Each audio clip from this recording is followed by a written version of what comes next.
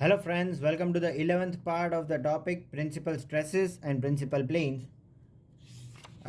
We are solving all the numerical problems in principal stresses and principal planes.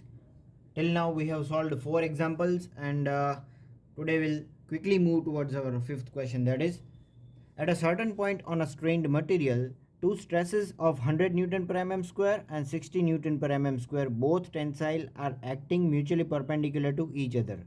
So we already have seen this type of numerical. Well, one is tensile, sigma 1 100 Newton per mm square, and sigma 2 is also tensile, 60 Newton per mm square. This is our strained material marked with dark green color sketch pen. Find normal, tangential and resultant stresses. We already are finding this by using equations up till now.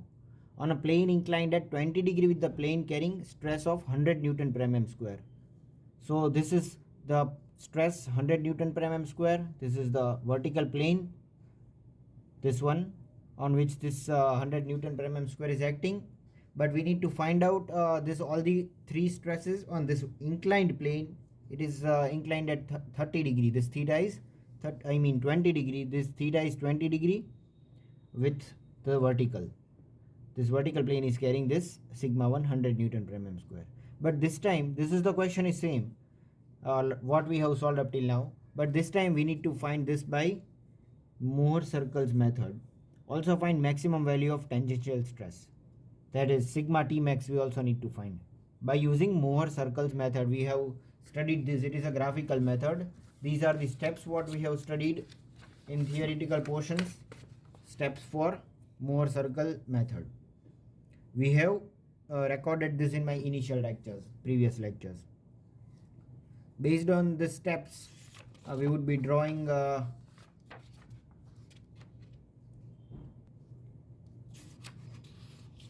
Mohr circle and calculating sigma n, sigma r and sigma t. Based on this, sigma n, sigma r, sigma t. We'll not again read the steps, but we'll directly move towards the question where you'll be understanding this. For case 1, that is, we are not having any shear stress here. Sigma 1 and sigma 2 are only mentioned, and we need to find all three stresses on EF. So at first we'll write on the data as we used to. Sigma 1 is 100 Newton per mm square. It is tensile as mentioned in the question. So and sigma 1 is always positive. Sigma 2 is 60 Newton per mm square. It is also tensile. The nature is same as sigma 1, so it is also positive according to sign convention. There is no shear stress, so tau is 0, theta is 20 as mentioned in the question, inclined at 20 degree, this EF. So it is 20. Now this is our data. Based on Mohr Circle method, we need to find out sigma T, sigma N and sigma R. And again the last is also we are asked find maximum value of tangential stresses, that is sigma T max also we need to find. But as this is a graphical method, we need to choose a particular scale. We need to take a particular scale such that our question fits in a same page, single page, full side. So here the scale what we have taken is 1 centimeter is equal to 10 Newton per mm square. Okay. So 1 centimeter is equal to, based on this scale, 1 centimeter is equal to 10 Newton per mm square. What is the value of sigma 1?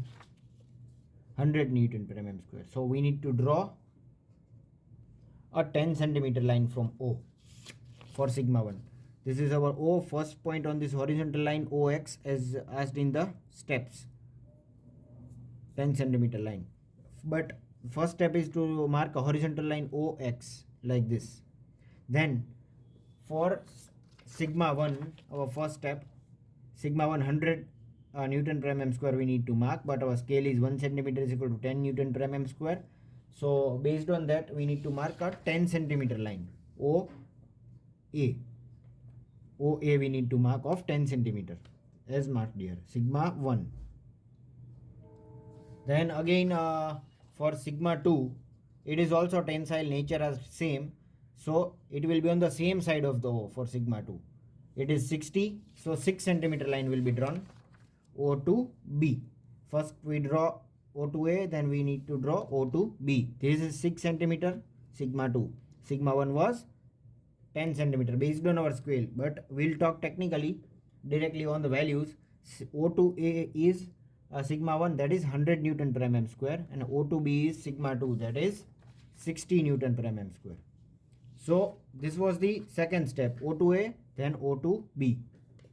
Then we need to bisect this A and B at point C, that is we need to find a central point. Let me show you. This is central point.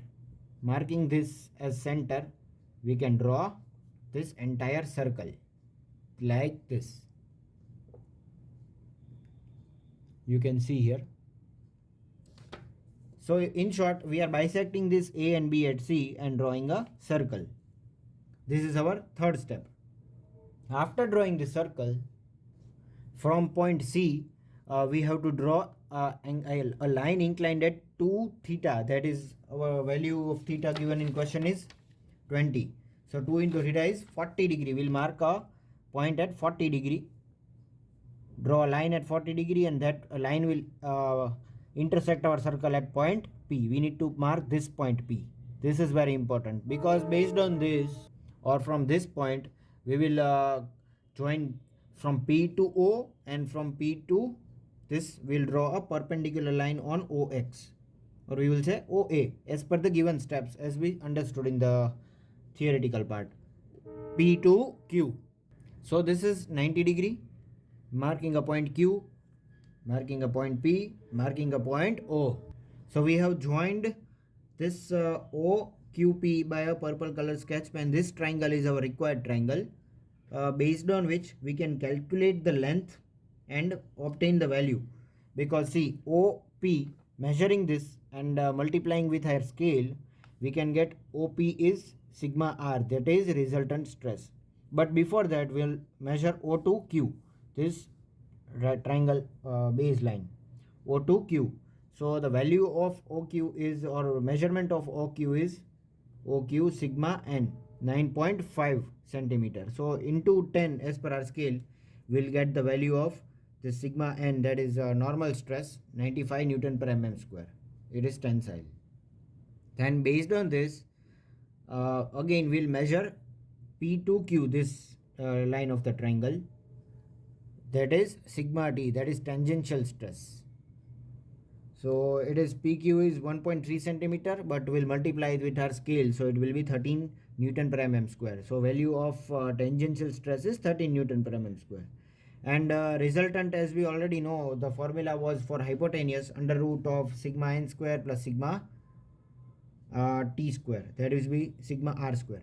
But we can here directly measure for the hypotenuse OP and find out for the scale.